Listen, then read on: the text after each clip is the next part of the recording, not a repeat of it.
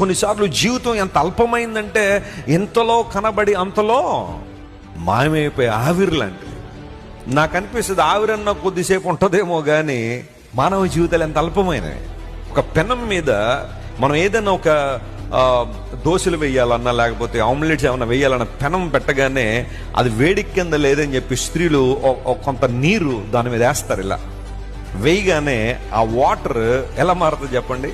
ఆవిరిగా మరి ఎంతసేపు ఉంటుంది చెప్పండి? అమ్మ నువ్వు ఇక్కడ ఉండమ్మా, మా ఆయన గారితో ఒకసారి మాట్లాడొస్తానంటే ఉంటుంది అది అలా వ్యానిష్ అయిపోతుంది. Human life is so fragile.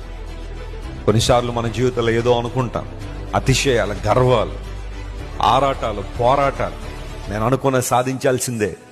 ఒకళ్ళ మీద కచ్చా గట్టానంటే ఇంకా కచ్చా జీవితకాలం అంతా కొనసాగించాల్సిందే, ఆ గొడవ కొనసాగించాల్సిందే, ఆ ప్రతీకారం తీర్చుకోవాల్సిందే, ఎలాగైనా వారిని బాధ పెట్టాల్సిందే, వాళ్ళ కళ్ళ వెంబడి నీళ్ళు రావడం చూడాల్సిందే.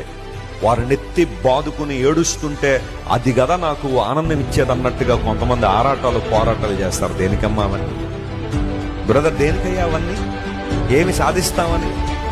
నీ ప్రాణం పోతే, నీ జీవితం ఆగిపోతే, నీ కొట్టుకుంటూ నీ గుండె ఆగిపోతే ఇంతవరకు నువ్వు పడిన ప్రయాసం ఏంటి? దేనికోసం?